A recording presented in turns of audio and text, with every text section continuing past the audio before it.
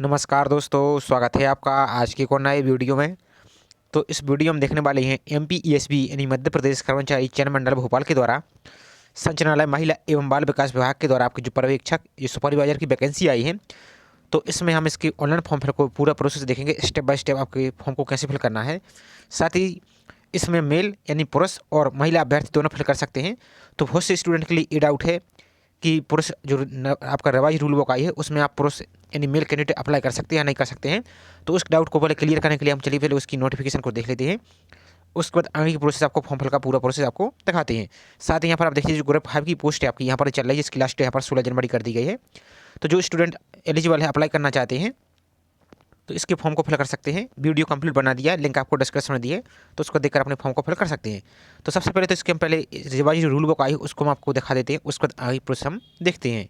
तो ये हमारी पहले की रूल बुक है, जो आपकी रूल बुक आई है इसकी आप यहाँ पर डेट देख सकते हैं, यहाँ पर एप्लीकेशन फीस देख सकते हैं। अब चलिए पहले इसकी हम देख लेते हैं, उसके बाद आगे की प्रोसेस आपको दिखा देते हैं। तो यहाँ पर देखिए सभी का पोस्ट कोड अलग अलग ये दिया गया है, जैसे पोस्ट कोड आपका एक है, इसमें आपकी आंगनबाड़ी कार्यकर्ता है, यहाँ पर 5 साल का एक्सपीरियंस यहाँ पर मांग गया है। इसी प्रकार से आपकी पर्यवेक्षक की खुली भर्ती सीधी है, तो इसको आप देख सकते हैं। यहाँ पर आपके पास ग्रेजुएट होना चाहिए और यहाँ पर आपका एक्सपीरियंस मांगा गया है। इसी प्रकार से आपकी पोस्ट कोड 3 जो आपकी सिर्फ महिलाओं के लिए है, तो इसमें आपके पास किसी प्रकार का 10+2 पास होना चाहिए, प्लस यहाँ पर एक्सपीरियंस भी मांगा गया है, तो इसको आप देख सकते हैं। ये पोस्ट कोड 3 हुआ। ये आपकी पोस्ट कोड 4 है, जो कि सिर्फ खुली सीधी भर्ती है। इसमें आपके पास किसी प्रकार का कोई एक्सपीरियंस जरूरी नहीं है, सिर्फ आप ग्रेजुएट पास हैं, तो इसमें फीमेल अप्लाई कर सकती हैं। तो इसकी वैकेंसी है। अब यहाँ पर देखिए पोस्ट कोड आपका 05 आया था, ये पुरुषों के लिए आया था। अब इसका आपका रिवाइज रूल बुक आई उसमें हम आपको और दिखा देते हैं। इसमें आपके सिंपल ग्रेजुएट पास है तो आप इसमें अप्लाई कर सकते हैं, किसी प्रकार का एक्सपीरियंस की यहाँ पर आवश्यकता आपको नहीं है। तो हमारे पास जो आपका संशोधित आपका रिवाइज रूल बुक आई, अब यहाँ पर देखिए पहले आपको हम क्लियर कर देते हैं। यहाँ पर आपकी जो आंगनबाड़ी कार्यकर्ता और महिलाओं के लिए है, इसमें तो किसी प्रकार कोई संशोधन नहीं हुआ है। अब यहाँ पर देखिए तो जो पुरुष की है यहाँ पर कुछ कोई नहीं, यहाँ पर कुछ भी यहाँ पर अपडेट नहीं। अब यहाँ पर ऊपर देखिए तो यहाँ पर क्या बोला गया है, उपयुक्त पद हेतु यदि महिला अभ्यर्थी के अभाव के कारण चयन न होने से रिक्त रह जाती तो ऐसे रिक्त पदों की आगामी वर्ष के लिए अग्रेसित यानी कैरी फॉरवर्ड नहीं किए जाएंगे और ऐसे रिक्त पदों को दूसरे आरक्षित अथवा अनारक्षित प्रवर्ग की महिला से नहीं भरे जाएंगे। ऐसे रिक्त पद उसी वर्ग के पुरुष उम्मीदवार के चयन द्वारा भरे जा सकेंगे, जिसके लिए प्रवर्ग आरक्षित कहने का मतलब ये है कि जो वैकेंसी आपकी फीमेल के लिए आई है, यदि वो वैकेंसी फीमेल के द्वारा नहीं भरी जाती हैं तो आपको किसी दूसरी कैटेगरी, जैसे फॉर एग्जांपल के लिए समझिए ओबीसी के लिए आपकी समझिए फॉर एग्जांपल 30 वैकेंसी आई हैं, तो 30 में से आपकी सिर्फ मात्र 20 पोस्टों के लिए फीमेल का चयन हुआ है। अब बाकी बची 10 पोस्टें, तो 10 पोस्टों में ना तो अनरिजर्व की महिलाओं को से भरा जाएगा, ना ही SC ST, ना ही EWS की महिलाओं से भरा जाएगा। उसी कैटेगरी के यानी ओबीसी कैटेगरी के ही पुरुषों को द्वारा इस 10 सीट को भर लिया जाएगा। तो इसी प्रकार से सभी कैटेगरी का ये रिवाइज आया है, तो आप कन्फ्यूजन मत रहिए। यदि आप अप्लाई करना चाहते हैं मेल कैंडिडेट तो इसको आप अप्लाई कर सकते हैं। अब इस सभी की जानकारी को आप अच्छी तरीके से पढ़ सकते हैं। अब चलिए इसको अप्लाई करने के लिए क्या करना होगा। अब फॉर्म फिल करने के लिए आप अपने मोबाइल से फिल कर सकते हैं और लैपटॉप PC यूज कर रहा है तो उससे भी फिल कर सकते हैं। तो आपको अपने मोबाइल में गूगल को ओपन करना और MPESB इस प्रकार से आप टाइप कर देंगे। इस प्रकार से आपकी पहली लिंक दिख रहा है, इस पर आप क्लिक करेंगे। यहाँ पर इंग्लिश का ऑप्शन दिख रहा है, इस पर आपको क्लिक करना है। ध्यान से देखते जाइए, एक एक जानकारी आपको बताई जाएगी। फोटो सिग्नेचर के बारे में बहुत से स्टूडेंट को डाउट है और आनंद फार्म में उल्टा सीधा फॉर्म फिल कर रहे हैं, जिसका कारण आपका फॉर्म रिजेक्ट हो रहा है। तो फॉर्म रिजेक्ट ना हो, इन सभी की इंस्ट्रक्शन का हमने कंप्लीट वीडियो बना दिया है, ग्रुप 5 के लिए बनाया था, तो सेम चीज़ आपके लिए भी अप्लाई होगा। तो उसकी लिंक आपको डिस्क्रिप्शन में दे दिए, तो उसको एक बार जरूर देख लीजिए, उसके बाद ये फॉर्म फिल कीजिए। अब यहाँ पर आपको जो रूल बुक की वाली बात कर रहे थे हम, तो यहाँ पर देखिए तो जो पहली वाली रूल बुक है इस पर आप क्लिक करेंगे और जो रिवाइज आई इसको आप क्लिक करके पढ़ लेंगे। अब अप्लाई करने के लिए आपको जो ऊपर दिख रहा है ऑनलाइन फॉर्म, इस पर आपको यहाँ पर क्लिक कर देना है। जैसे इस पर क्लिक करेंगे तो इस प्रकार से नया पेज ओपन होगा। तो यहाँ पर आएंगे तो इसकी नोटिफिकेशन को यहाँ से भी क्लिक करके आप डाउनलोड कर सकते हैं, जो रेड कलर का PDF दिख रहा है। अप्लाई करने के लिए जो ग्रीन कलर का ऑप्शन आपको दिख रहा है हरी कलर का, इस पर आपको यहाँ पर टिक करना है। अब जैसे टिक करेंगे तो इस प्रकार से नया पेज आपका ओपन हो जाएगा। अब टर्म एंड कंडीशन के इसकी ऑप्शन को यहाँ पर टिक कर देना है। इसके बाद नीचे को चलिए ना, आगे बढ़ाई पर आपको क्लिक कर देना है। अब जैसे इस पर क्लिक करेंगे तो अब आपका जो प्रोफाइल रजिस्ट्रेशन नंबर है वो प्रोफाइल रजिस्ट्रेशन नंबर यहाँ पर फिल करना है, यहाँ पर डेट ऑफ बर्थ फिल करना है, यहाँ पर जो कैप्चा देगा इस कैप्चा को सॉल्व करके यहाँ पर फिल करना है और सत्यापित कर आगे बढ़ा पर क्लिक करना है। लेकिन एक बात ध्यान दीजिए, यदि आपकी प्रोफाइल पहले से बनी हुई है और उसमें प्रोफाइल आपकी फ़ोटो तो पहले पुरानी लगी होगी, लेकिन अब आपको फोटो में आपको इस प्रकार से फोटो होनी चाहिए। यहाँ पर आपकी वाइट बैकग्राउंड की होनी चाहिए फोटो और आपके कान स्पष्ट दिखनी चाहिए और चेहरा आपका स्पष्ट दिखना चाहिए। दूसरी बात, फोटो में इस प्रकार से आपका यहाँ पर नाम होना चाहिए आपका, और यहाँ पर फोटो में डेट होना जरूरी है, नहीं तो आपका फॉर्म रिजेक्ट हो जाएगा। इतना आपको काम कर लेना। और साथ ही जो आपको वीडियो की लिंक हमने डिस्क्रिप्शन में दी है, फॉर्म फिल से संबंधित A to Z जानकारी आपको बताइए। तो आपसे रिक्वेस्ट है कि आप अपना फॉर्म यदि रिजेक्ट ना हो और कोई प्रॉब्लम ना हो तो उसको आप एक बार देख लीजिए, उसी के अनुसार अपने इंस्ट्रक्शन को रीड करके अपने फॉर्म को फिल कीजिए। तो चलिए, सब कुछ सही होने के बाद यहाँ पर आपको क्लिक करके आगे प्रोसेस हम आपको दिखा देते हैं। और जो पहली बार फॉर्म फिल कर रहे हैं उनका प्रूफ ऑफ रजिस्ट्रेशन नहीं है, तो प्रूफ ऑफ रजिस्ट्रेशन कैसे करना है उसका हमने कंप्लीट वीडियो बना दिया, उसकी लिंक आपको डिस्क्रिप्शन में दे दी है। और जिसका पहले से प्रोफाइल बना हुआ है उनको प्रोफाइल को कैसे सुधारना है बिना किसी परेशानी की, आपको अपने मोबाइल से, और टेम्पलेट फोटो सिग्नेचर कैसे अपलोड करना है, तो सब कुछ वीडियो कंप्लीट बना दिया, उसकी लिंक आपको डिस्क्रिप्शन में हमने दे दी है। तो उसको देखकर अपने इतना काम कर सकते हैं, उसके बाद फॉर्म को फिल कर सकते हैं। जैसे इस पर क्लिक करेंगे तो अब आपकी जो प्रोफाइल की जानकारी दिख रही है, सभी जानकारी को A to Z आपको फोटो सिग्नेचर से लेकर सभी जानकारी आपको दिख रही है, उसको एक बार चेक कर लेना। यदि कोई मिस्टेक है तो यहाँ पर एडिट प्रोफाइल रजिस्ट्रेशन का ऑप्शन दिख रहा है, इस पर आपको क्लिक करके अपनी प्रोफाइल को सुधार लेना है। यदि सब कुछ सही तो आपको आगे बढ़ाए पर क्लिक कर देना है।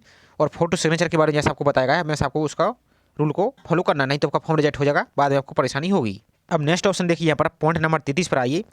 तो यहाँ पर अपनी क्लास सेलेक्ट करना है। यदि भूतपूर्व सेना तो इस पर टिक करेंगे, यदि संविदा कर्मी तो इस पर टिक करेंगे, यदि कुछ नहीं है तो आपको सिर्फ यहाँ पर बना वर्ग यानी एक्स पर आपको यहाँ पर इस प्रकार से टिक करना है। अब नेक्स्ट है कि आप मध्य प्रदेश में महिला एवं बाल विकास विभाग में कार्यरत संविदा पर्यवेक्षक हैं, यदि हैं तो यस करेंगे, यदि हाँ करेंगे, नहीं तो आपको नहीं पर टिक कर देना है। नेक्स्ट है संविदा पर्यवेक्षकों का अनुभव, संविदा पर्यवेक्षकों को अनुभव का प्रत्येक पूर्ण वर्ष की सेवा के लिए 4 अंक तथा 5 वर्ष या उससे अधिक की सेवा के लिए आपको अधिकतम 20 अंक यहाँ पर दिए जाएंगे। तो यदि आप संविदा कर्मी हैं तो यहाँ पर एस करेंगे, तो यहाँ पर आपको उसकी जानकारी सेलेक्ट करने का ऑप्शन आएगा। तो यहाँ पर आपको ऑप्शन दिखेगा, इस प्रकार से आपको सेलेक्ट कर लेना है, यहाँ पर अंक का अनुभव देना है। यदि नहीं तो यहाँ पर आपको नहीं पर टिक करना है, तो ये ऑप्शन आप सभी के हट जाएंगे। अब नेक्स्ट ऑप्शन आ जाता है पॉइंट नंबर 39। तो क्या आप शासकीय विभागों, निगमों, मंडलों या स्वायत्त शासी निकायों में होमगार्ड हैं, यदि हैं तो हाँ पर, नहीं तो नहीं पर आपको टिक कर देना है। नेक्स्ट है कि आप 1/1/1963 के बाद राष्ट्रीय छात्र सेना में पूर्णकालिक कैडेट अनुदेशक के रूप में भर्ती किए गए हैं, यदि किए गए थे तो हाँ पर टिक करेंगे, नहीं तो इस पर भी नो पर टिक कर देना है, ये ऑप्शन हट जाएंगे। अब नेक्स्ट, क्या आप मध्य प्रदेश शासन के अधीन छटनीशुदा कर्मचारी हैं, तो अब छटनीशुदा कर्मचारी कौन होते हैं, तो इसके बारे में इसका जो रूल बुक है उसमें विस्तार से बताया गया है, तो उसको आप एक बार नोट रीड कर सकते हैं कौन कौन से छटनीशुदा कर्मचारी के तहत आते हैं, तो उसको आप देख सकते हैं। यदि हाँ हैं तो हाँ पर टिक करेंगे, यदि नहीं तो आपको नहीं पर इस प्रकार से टिक कर देना है। अब नेक्स्ट आ जाता है, इस ऑप्शन तो आपके सभी हट जाएंगे। यदि अब नेक्स्ट है, क्या आप विक्रम पुरस्कार से सम्मानित खिलाड़ी हैं, यदि हैं तो हाँ, नहीं तो नहीं पर ही टिक कर देना है। नेक्स्ट है, क्या आप शासकीय सेवा में नियुक्ति के लिए नीचे दिए गए विभिन्न वर्गों में सम्मिलित एवं नियम पुस्तिका के अनुसार इस वर्ग के लिए विशेष लाभ यानी आयु में 55% तक छूट एवं बोनस अंक लेना चाहते हैं। अब इनमें से किसमें, या तो आप हाल ही में भारत पाकिस्तान संघर्ष में अपंग सैनिक हो, इनमें से कोई भी हैं तो उस पर आप टिक कर सकते हैं और इसका लाभ ले सकते हैं। यदि नहीं तो आपको यहाँ पर नहीं पर ही टिक कर देना है, तो ये ऑप्शन आपके हट जाएंगे। नेक्स्ट है, क्या मध्य प्रदेश महिला एवं बाल विकास विभाग में आंगनबाड़ी कार्यकर्ता के पद पर न्यूनतम 5 वर्ष का कार्य अनुभव, यदि हाँ तो न्यूनतम 5 वर्ष का कार्य अनुभव प्रमाण पत्र अनिवार्य रूप से दस्तावेज संलग्न करना अनिवार्य होगा। यदि आपके पास ये एक्सपीरियंस है और हाँ पर टिक करते हैं तो इसका जो एक्सपीरियंस का प्रमाण पत्र है वो भी आपको आगे अपलोड करना होगा। यदि नहीं पर टिक करते तो आपकी इसको अपलोड करने की आवश्यकता नहीं होगी। अब नेक्स्ट आ जाता है, ध्यान दीजिए, जो पुरुष मेल स्टूडेंट हैं उनके लिए हम आपको ये फॉर्म फिल करके बता रहे हैं, और जो महिला स्टूडेंट है उसके बाद आपको अगला वीडियो उनका भी देखने को मिल जाएगा। तो प्रोसेस सभी का सेम रहने वाला है, तो अब इसको भी देख सकते हैं, आप उस वीडियो को भी आप देख सकते हैं। तो यहाँ पर सबसे पहले आपको पोस्ट कोड सेलेक्ट करना होगा। तो यहाँ पर खुली भर्ती पोस्ट कोड 0245, इस पर आपको यहाँ पर टिक करना होगा। और टिक करने के बाद आपको click here to select preference, इस पर क्लिक करने से पहले आपको जितने ऑप्शन ऊपर दिख रहे हैं इस सभी को आपको पहले एस और नो करना होगा, तभी यहाँ पर आप पोस्ट प्रेफरेंस का ऑप्शन ओपन होगा। यदि ऊपर कोई भी ऑप्शन आपका छूट जाता है तो यहाँ पर आपको क्लिक नहीं होगा। तो सभी पहले ऊपर की जानकारी सभी एक तरफ से आपको फिल करते जाना है, उसके बाद क्लिक हियर टू प्रेफरेंस पर आपको टिक करना है। ध्यान से देखते जाइए एक एक जानकारी आपको, ताकि कोई मिस्टेक ना हो। तो जैसे इस पर टिक करेंगे तो अब यहाँ पर देखिए, यहाँ पर सिर्फ पुरुषों के लिए यहाँ पर ये वैकेंसी आई थी पोस्ट कोड आपका। तो यहाँ पर देखिए, कार्यालय संचालक महिला बाल विकास पर्यवेक्षक खुली सीधी भर्ती सिर्फ पुरुषों हेतु, पोस्ट कोड आपका 05।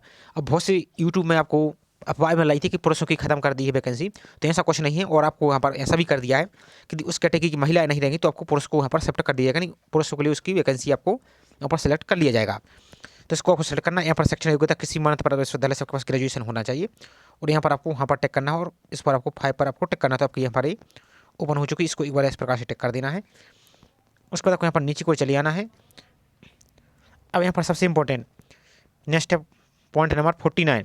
तो मध्य प्रदेश राज्य के रोजगार कार्यालय में जीवित पंजीयन होना अनिवार्य है, मैंडेटरी है, इसके अभाव में आप फॉर्म फिल नहीं कर पाएंगे।